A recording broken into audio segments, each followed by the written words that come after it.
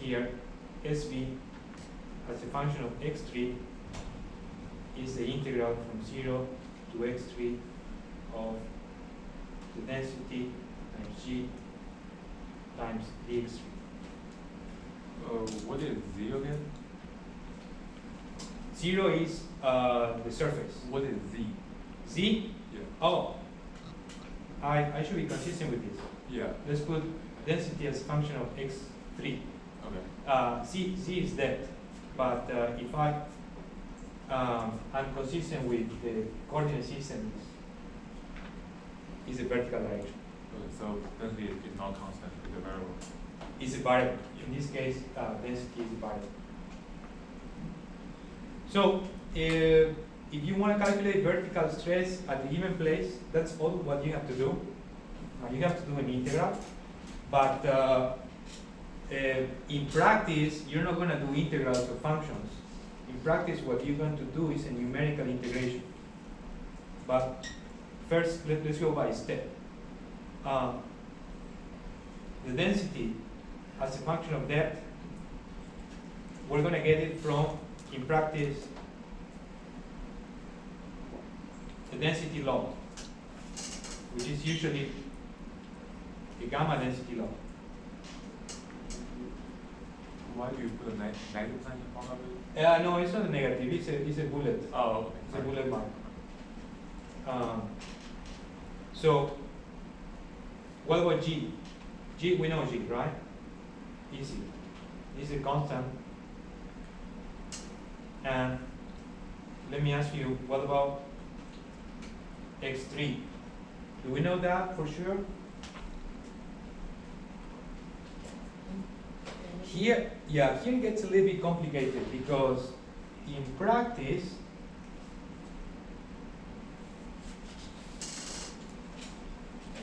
when you drill a well, the well is not going to be perfectly vertical. When you drill a well, the well may be horizontal, inclined, could go up and down. So if you want to get a true vertical depth,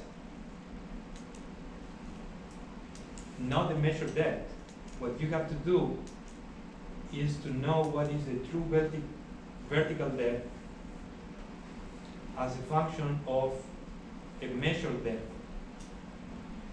Usually these gamma density laws, they are given in terms of measured depth, not in true vertical depth. So let's back up a little bit. What is measured depth and what is true vertical depth? The measured depth is going to be the distance, linear distance along the wellbore from the rotating table at the drilling rig. That's where you start measuring. So if if it's called depth, if the well goes horizontal, still you're measuring that length.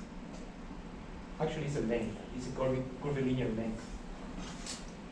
But we cannot use that for computing total vertical stress, because for total vertical stress, we need true vertical depth. So what we need is this part. And the file or the data which is going to allow you to do that is what is called a deviation survey of the wellbore. Basically, in these deviation surveys, you have 4 or 5 columns, it depends, but you will have, for example, here, measure depth, and here you will have position in, you will have east, offset, north, offset, and probably here true vertical depth, something like that. It depends. But it gives you a 3-dimensional path of the wellbore. And with that geometry, you'll be able to know what is the true vertical depth.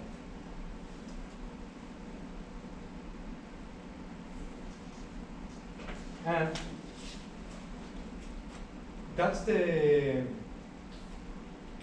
what you have to do in problem number 2.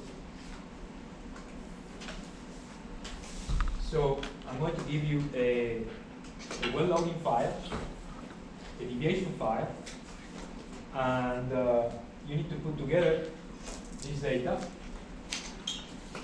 in order to compute vertical stress. All right. So let's see. I think I have an example here in my notes.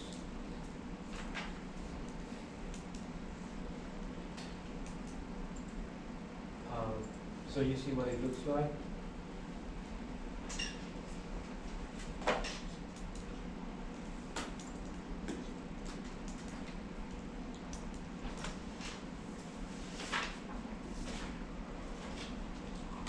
So here in my notes also, you have what I just said. I explain in detail if you want to check that too. And this is the example. For example, here you have the data from the well log, and you have gamma ray, spontaneous potential, right? These high values of these two, like for example, somewhere over there, will tell you that there is more clay compared to other sections over here. In that file too, as a function of depth, you will get density, rock bulk density, and with this data and doing this numerical integration, you'll be able to compute what is the vertical stress. I don't know if you can notice, but this is not a perfect line. It's not a straight line.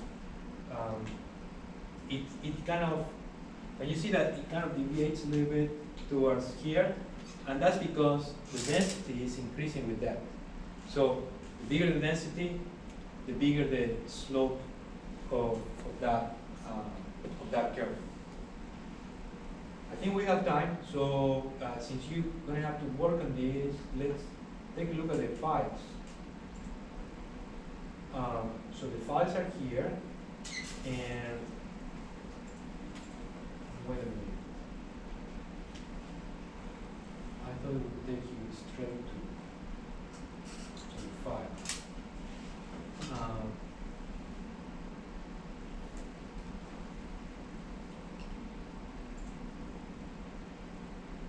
Okay, oh, they're right there. So, first one, LAS file. You can, let's download it. It's just a text file. You can open it with Excel, with MATLAB, with Python, whatever makes you happy. And you're going to use this data in order to compute the vertical stress.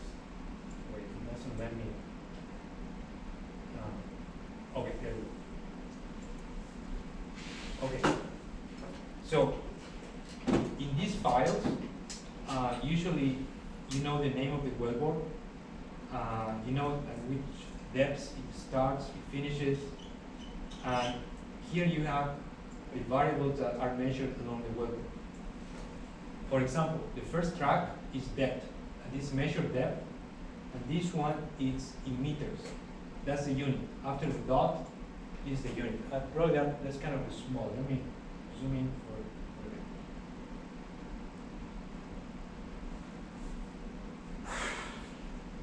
From here, you need to get density, which is, oh, too much.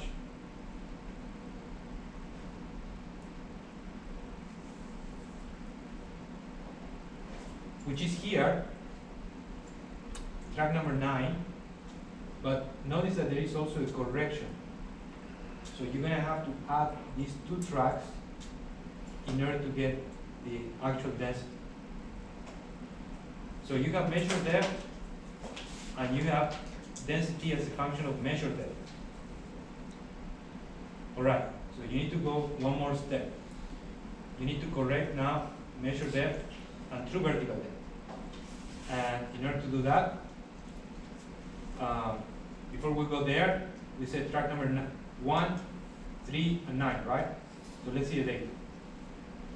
Whenever you get this negative 9999, that means that there is no data there, so don't pay attention to that. The actual data is going to come later on. Let's see if it changes. So this is a lot of data. You don't want to do it manually, right? Still not changing.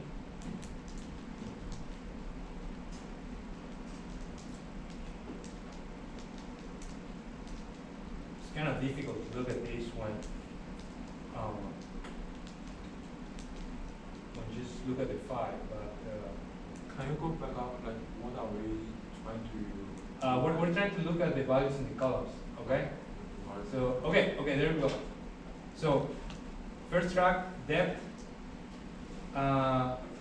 The third track, I think it was density correction, those values. And number 9 was the actual density, right? Which appears to be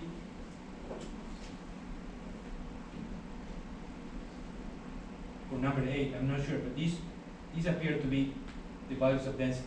So 2.1, it seems like an accurate value of density. Track 8. What is the density of what? 1.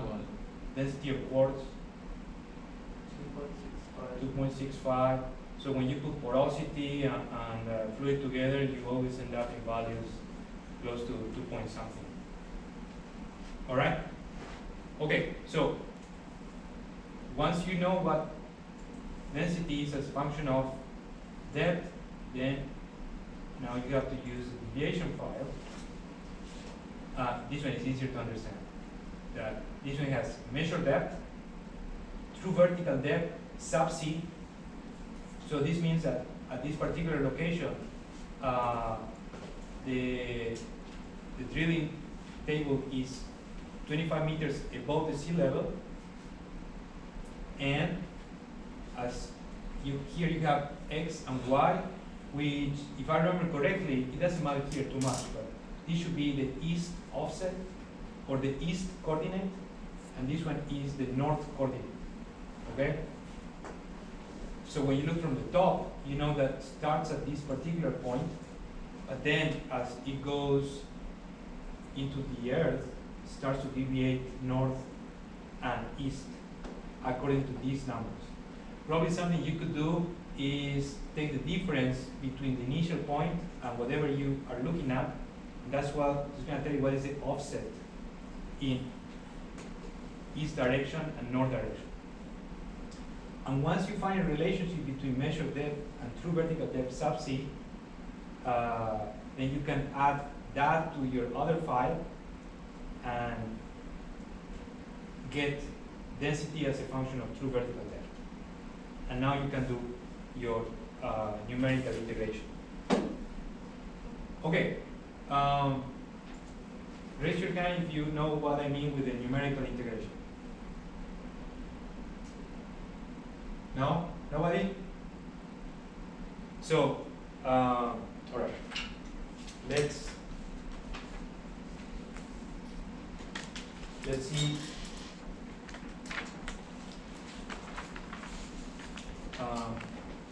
Let's get backward here. At the end of the day, you're going to get a value of true vertical depth. In this case, is subsea, the data that you have. And here you're going to get density of the rock. Okay? You're going to have numerical data. For example, let's say 1000, 1001, 1002, 1003, 1004. And these values of density are going to vary. Let's say, 2.3, 2.4, 2.35, 2.3 again, 2.29. All right.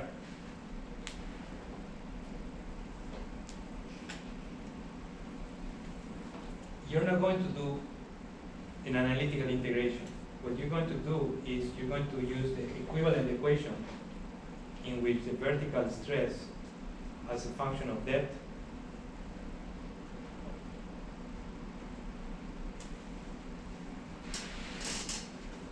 is going to be equal to the summation of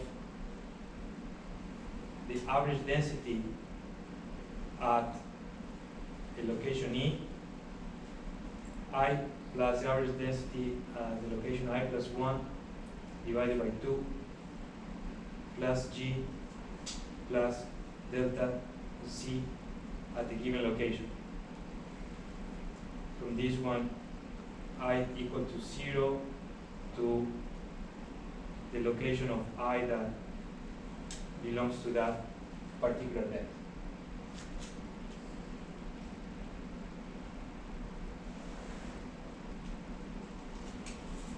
Let's see how this looks graphically.